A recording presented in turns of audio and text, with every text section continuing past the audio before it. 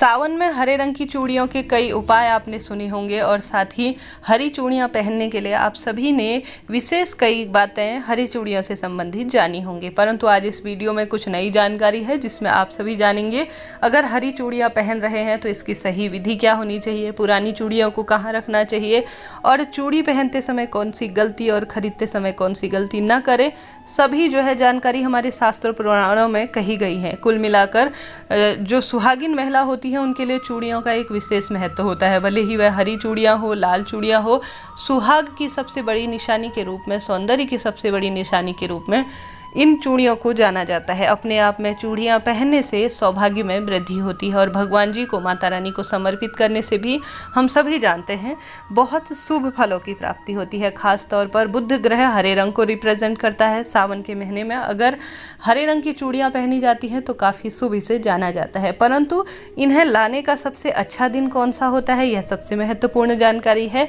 हमेशा शास्त्र प्रमाण कहता है रविवार के दिन और सोमवार के दिन और शुक्रवार के दिन, यह 3 तिथियां सबसे विशेष कही गई हैं जिस दिन प्रत्येक महिला को अपने पहनने के लिए या भगवान जी को समर्पित करने के लिए कोई विशेष उपाय करने के लिए चूड़ियाँ घर पर लाना चाहिए। साथ ही शनिवार और मंगलवार को कभी भूल कर भी चूड़ियाँ न लाएं। कई बार सवाल आता है, दीदी हमें पता नहीं था, अब हम ले आए हैं, क्या करें। तो सबसे पहले आप सभी क्या करें कि शनिवार मंगलवार चूड़ियाँ आ गई हैं, कहीं ना कहीं कांच की वस्तु राहु के प्रतीक के रूप में जानी जाती हैं, अब आ गई हैं, कोई दिक्कत की बात नहीं है। अमावस्या इत्यादि तिथि को भी न खरीदें, न ही इन्हें पहने।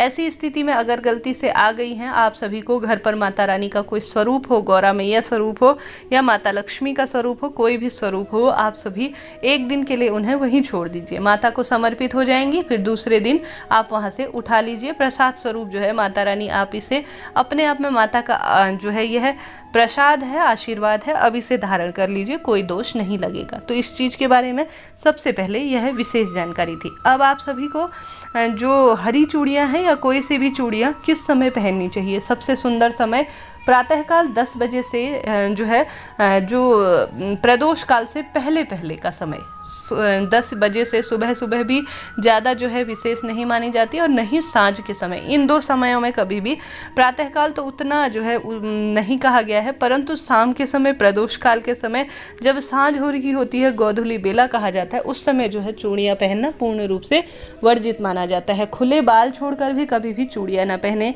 दक्षिण दिशा की ओर मुख करके भी कभी चूड़ियाँ ग्रहण ना करें, अर्थात पहने ना। इस बात का ध्यान रखें। देहली पर अर्थात जो घर की चौखट है वहाँ पर खड़े होकर आप सभी चूड़ियाँ कभी ना पहने, इस बात का ध्यान रखें। देखिए हम लोग तो अनजान हैं, ज़्यादा इतना ज्ञान नहीं रखते, परंतु जो वेद शास्त्रों का ज्ञान रखते हैं इनके पीछे प्रत्यक्ष और अप्रत्यक्ष लाभ और हानियाँ कही गई हैं। इन नियमों का ध्यान करते हुए कई आज भी लोग जो है इन नियमों का पूर्ण रूप से ज्ञान रखते हैं और इनको जो है परिपूर्ण तरह से करते भी हैं। तो आप सभी जो है जब भी चूड़ी पहने माता गौरी का ध्यान करें, अर्थात माँ पार्वती जो कि सभी को सुहाग देने वाली हैं। माता सीता ने भी स्वयं जो है सुहाग प्राप्ति के लिए, अखंड सौभाग्य के लिए माता गौरा का ही पूजन किया था। ऐसे में माता गौरा को आप सभी सबसे पहले चूड़ियाँ संभव हो तो समर्पित करें, उसके बाद जो है प्रसाद रूप में इसे ग्रहण करें। कहने का अर्थ है आशीर्वाद के रूप में पहने और माता गौरा का ही ध्यान करें जब नई चूड़ियाँ पहन रहे हैं, खास तौर पर सावन के महीने में। साथ ही आप सभी जानते होंगे कभी भी चटकी हुई चूड़ियाँ नहीं पहननी चाहिए, अर्थात जो खंडित चूड़ी हो जाती है उसमें हल्की सी दरार आ जाती है, कई बार महिलाएं लालच के मारे उसे पहनी रहती हैं। यह पति, बच्चे और भाई पर भार स्वरूप माना जाता है, इस बात का भी आप सभी ध्यान रखें। साथ ही कभी भी चूड़ी चटक जाए ना तो उसे तुरंत के ऐसे ही ना फेंके। आप सभी को उस चूड़ी को अपने मस्तक पर लगाकर, पुरानी चूड़ी हो या चटकी हुई चूड़ी, किसी पवित्र पेड़ के नीचे रख देना चाहिए और किसी पेड़ पर इसे टांग देना चाहिए। ऐसे ही यहाँ वहाँ बिखरी हुई चूड़ियाँ दोष उत्पन्न करती हैं और सुहाग में कई तरह से यह नुकसानदायक मानी जाती हैं। तो इस चीज़ का आप सभी ध्यान रखें। साथ ही सुहाग में जो सामग्री में जो चूड़ियाँ आती हैं वह सबसे महत्वपूर्ण मानी जाती है। प्रत्येक महिला को हमेशा माता गौरा का स्मरण करते हुए पूर्व या उत्तर दिशा की ओर मुख करते हुए चूड़ियाँ पहननी चाहिए। हमेशा दाहिने हाथ में एक चूड़ी ज़्यादा पहनने का रिवाज कहा गया है, जैसे कि 11 की संख्या में, 21 की संख्या में या एक दर्जन जो है आपने देखा होगा चूड़ियाँ पहनी जाती है, परंतु दाहिने हाथ में एक चूड़ी ज़्यादा पहनना चाहिए, ऐसा शास्त्र वर्णन कहता है। तो आप सभी जो है चूड़ी से संबंधित विशेष जानकारियाँ इस वीडियो में प्राप्त किए। अब जानते हैं चूड़ियों से संबंधित विशेष उपाय। सावन के महीने में जितना चूड़ी पहनना इम्पोर्टेंट है उतना ही इम्पोर्टेंट है इनको दान करना, महत्वपूर्ण यह दान माना जाता है। तो आप सभी को सोमवार के दिन या मंगलवार के दिन आप सभी चूड़ी ग्रहण ना करें, इस दिन पहने नहीं, इनका दान करें। इस दिन जो है आप सभी हरी चूड़ियों की एक डब्बी लेकर आएँ और सबसे पहले आप सभी हरी चूड़ियाँ माता गौरा को समर्पित कर दें। माता गौरा के मंदिर में सुहाग की अन्य सामग्री जैसे मेहंदी, काजल, टिक्की, 16 श्रृंगार की सामग्री, महावर, चुनरी इत्यादि दान करते हैं, अपने हाथ से श्रृंगार करते हैं तो अति श्रेष्ठ इसे कहा जाता है। अगर किसी कारण से सोमवार या मंगलवार को नहीं कर पाते हैं तो कोई दिक्कत की बात नहीं है। सावन का प्रत्येक दिन अपने आप में गंगा जल की बूंद की तरह पवित्र है। किसी भी दिन आप मंदिर जाकर माता गौरा के मंदिर में इन्हें अपने हाथ से दान कर सकते हैं। साथ ही जो किन्नर आते हैं ना महादेव के साथ, भूत, पिचास, गण, दैत्य, किन्नर इत्यादि साथ में ही उनके वास करते हैं। महादेव को यह अत्यधिक प्रिय भी है।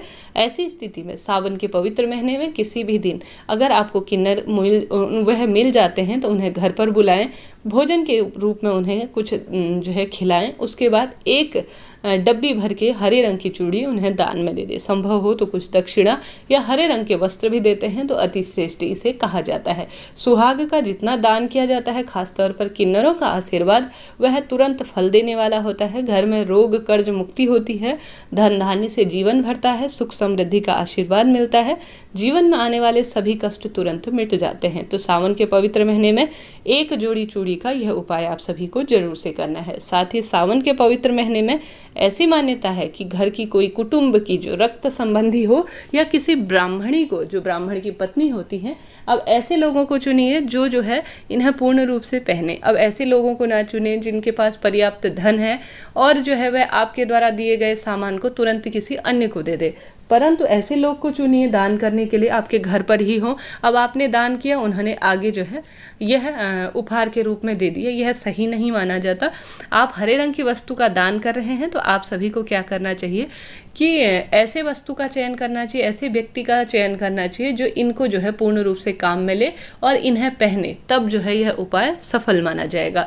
तो आप सभी को किसी ब्राह्मण या किसी रक्त संबंधी अपने घर पर ही, जो आपकी जेठानी हो, सुहागिन सास हो, उन्हें जो है इस सावन के महीने में हरी चूड़ियाँ जरूर से पहनाना चाहिए। निश्चित ही यह बहुत अधिक लाभ देने वाला माना जाता है। सुहाग से संबंधित कोई भी चीज़ हो वह अपने आप में विशेष कही गई है। आजकल कई लोग प्लास्टिक की, सिर्फ प्लास्टिक की ही चूड़ियाँ पहनते हैं, यह सही नहीं माना जाता। हमेशा सौभाग्य में वृद्धि करने के लिए प्रत्येक व्यक्ति को आवश्यक रूप से कांच की, भले ही आप एक प्लास्टिक की धारण करते हैं परंतु आगे पीछे कांच की चूड़ियाँ भी जरूर से लगानी चाहिए।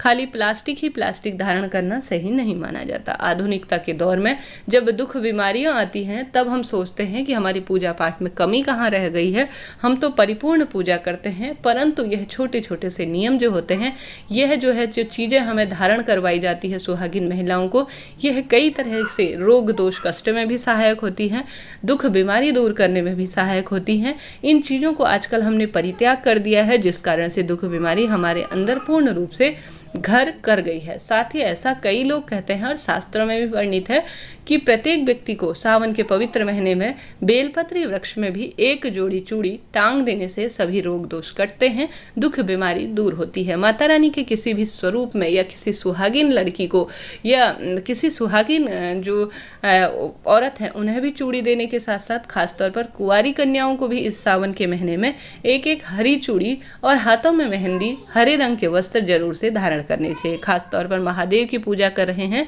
तो उन्हें हरे रंग की चीज़ें बहुत प्रिय हैं। ऐसी स्थिति में आप सभी अन्य दिनों जो है अन्य चीज़ों का चयन करते होंगे, परंतु सावन के पवित्र महीने में जरूर से आप लोगों को हरी चूड़ियाँ कुंवारी लड़कियों को भी जरूर से धारण करना चाहिए।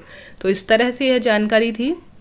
वीडियो आपके लिए उपयोगी रहा है तो कृपया चैनल को लाइक करें, शेयर करें, सब्सक्राइब करें, कमेंट्स बॉक्स में हर हर महादेव लिखना ना भूलें। साथ ही आप सभी को सावन से संबंधित एक से एक महत्वपूर्ण जानकारी चैनल पर मिल रही है, कृपया उन्हें देखिए ताकि आपकी पूजा पाठ संपन्न हो। वीडियो उपयोगी रहा हो तो कृपया चैनल को लाइक करें, शेयर करें। हर हर महादेव।